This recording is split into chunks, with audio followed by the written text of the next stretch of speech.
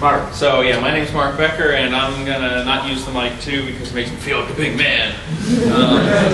Today I'm gonna talk about improving immersion through UI design, user interface design, and music. And I'm actually in usability by trade. Usability is pretty much looking at systems, devices, applications, websites, making sure that they're easy to use, they're efficient, that you do the right action the first time, hopefully, and that they're effective in the, so like if I want to go on and order tickets on movietickets.com or something like that, you know, do I know how to do it? Is it easy to do, and can I do it quickly?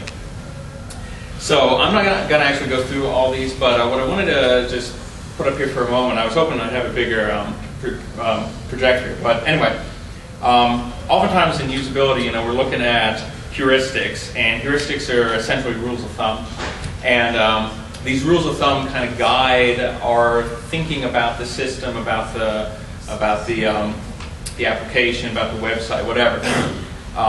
And good systems feature these different heuristics. So, for instance, it gives user feedback. The user knows they've completed the action. The user doesn't have to press 50 buttons to do something, doesn't have to click a million times to order a ticket, okay? And really the same is true with video games. But what heuristics don't really capture is that aesthetic feel. In addition to how a user interface should work, it should also look and feel good, and that visual look and feel gets into that sense of immersion that we've been talking about this whole time. So here's some games that I remember growing up with that I found to be very immersive. So I mean, on the upper left here we have the Elder Scrolls 2 Daggerfall. We have Doom in the upper right. Bottom left we have Ultima Online, one of the first really big MMOs. I don't think it was the first. I think Meridian 59 also might have been around that time, but it was definitely one of the first. And of course EverQuest. And one thing, these interfaces look pretty different probably from what we see in most games today. At the bottom of the Daggerfall and Doom screens, so much of the gameplay view is taken up by inventory, actions that your character can perform, health and armor in Doom. And even in Ultima Online and EverQuest, there's just so much kind of covering the screen. I mean, EverQuest, this is the default view. I mean, you could go to full view, but it wasn't, I found it difficult to use, and you kind of wouldn't have all these commands on the screen. But as time goes by, now we're moving on. This is a little dark here, but this is Doom 64 in the upper right. But anyway, we're moving on to kind of pushing the interface to the bottom, pushing it to the side. So we have Elder Scrolls 3 Morrowind, and now instead of the previous interface where it took up the whole bottom, now it's just segregated to the bottom left. And for that, people could just make mods and make the interface go away completely if they wanted to.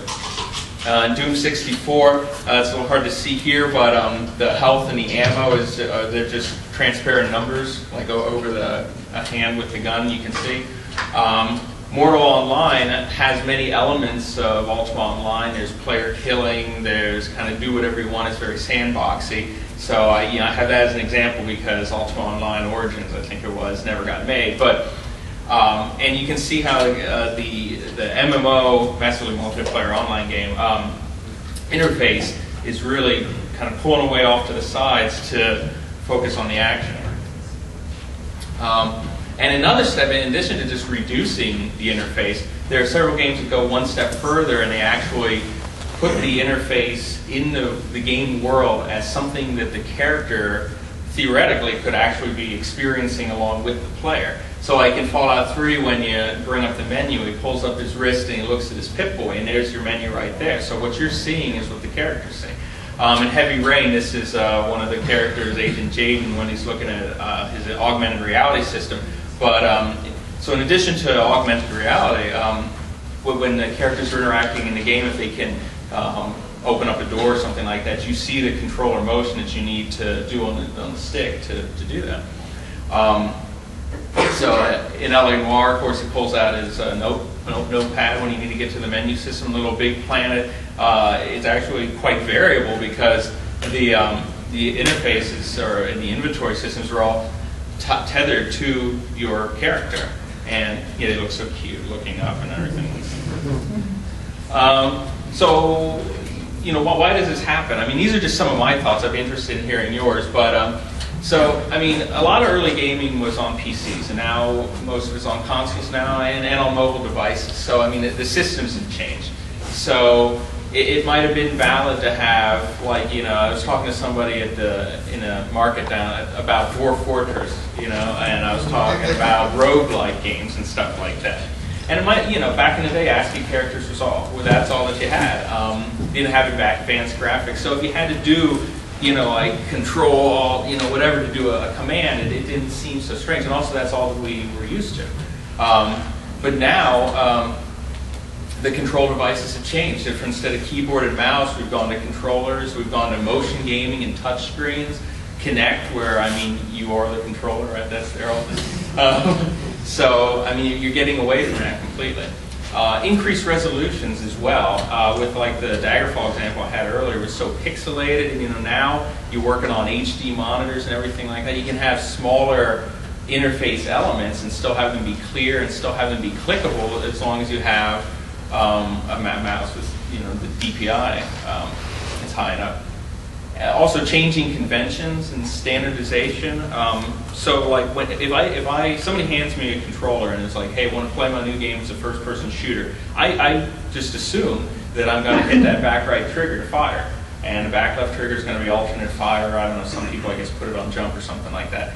But and so I just, that's something that was popularized in games like Halo and such, and I just assume that that's going to be the case. And so that's, you know, the player's expectation there. And it also brings up another point I think about sometimes, you know, what happened to instruction manuals? Nowadays I get a game, there's no instruction manual, and there, or maybe it's like a black and white thing, it's like 4 pages, you know, how to install a game. And they put it on the disc now, and that's great, you know, we're saving trees and everything like that.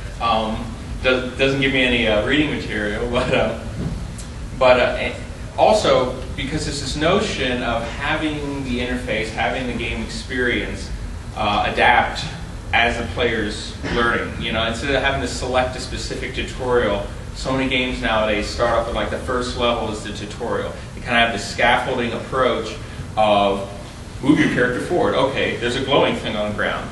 Press button and pick it up. And you know, not everybody likes this. I don't know if any watch Zero Punctuation, but you know, sometimes he complains about how, you know, it's like, look over here. There's a glowing thing on the ground. But and also games are changing. So a lot of early games are single player. I mean, I guess technically the first online game was, I think, between two colleges or whatever, like a star, you know, combat type thing. But so many games were single player back then. But they, you know, they also had multiplayer, a lobby system for deathmatch, that type of stuff.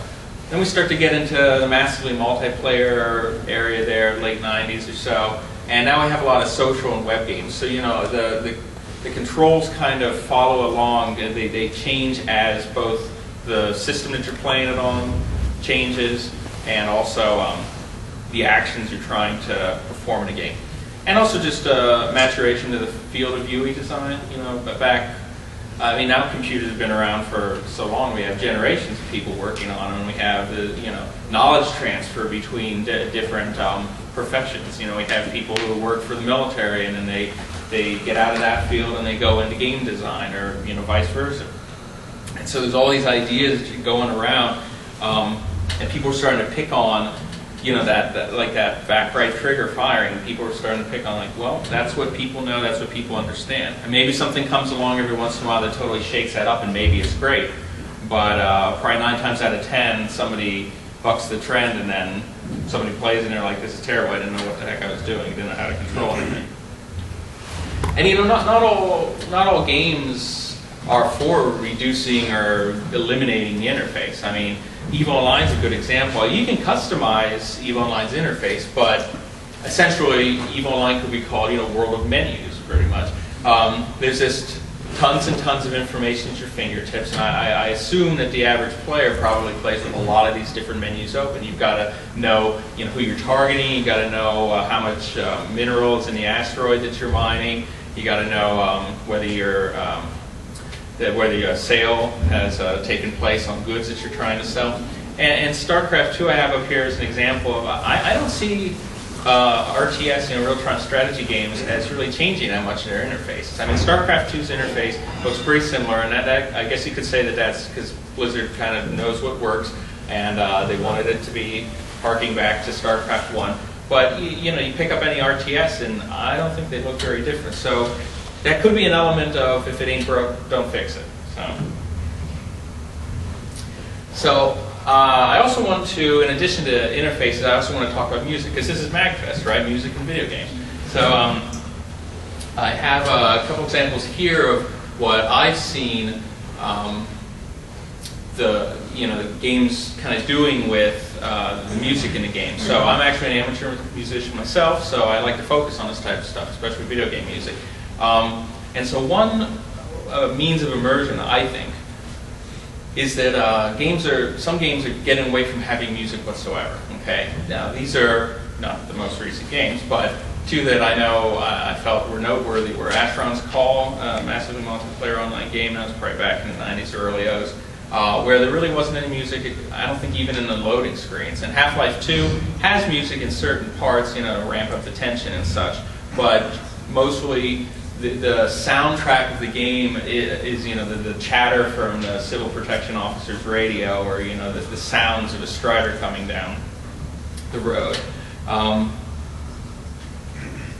Then there's also something I find very interesting, and that's games that have dynamic soundtracks. Okay, Anarchy Online does this. I have some examples here, Sacred 2, and of course Skyrim. What I mean by that is, so in Skyrim, you're going around, a dragon tries to attack you or is attacking a town. As you get closer to it, you start to hear the combat music fade in. Other examples are games where there isn't a set soundtrack. It doesn't like pull up, it doesn't start the song playing when you enter an area and it plays through the same way every time. So let me go ahead and give you an example of this, okay? So for example, in that Sacred 2, oh, keep going. Okay, thanks. All right. So, for example, in Sacred 2, which is an overhead German-made action RPG game, if you're playing as the Seraphim character, which is kind of like the closest thing I can describe is like a techno Valkyrie, pretty much, and you get into combat, it starts off with this music. If you're fighting like an easy opponent.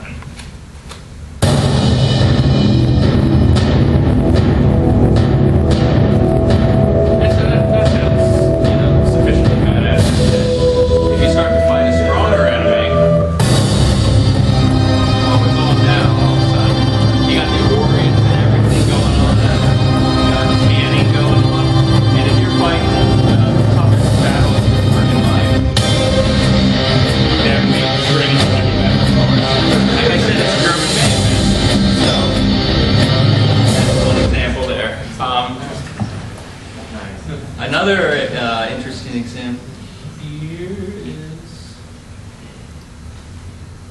I don't have it on. Oh yes, I do. So I actually pulled this straight out of my Anarchy Online installation here. But in Anarchy Online, the soundtrack is made up of little snippets, like I don't know, 10-second or so snippets of music. And it's really interesting because when you're playing, if you never looked at the sound files or really picked up on it, you wouldn't notice that. I mean, it plays it sounds like a whole song going. And they actually made a soundtrack for it, and that must have been a challenge because they had to merge all these together. But so this is for the Shadowlands expansion. If I go into battle, for example, I'll start to hear this. Or I would think that would start to hear this. Maybe because it's a wave file.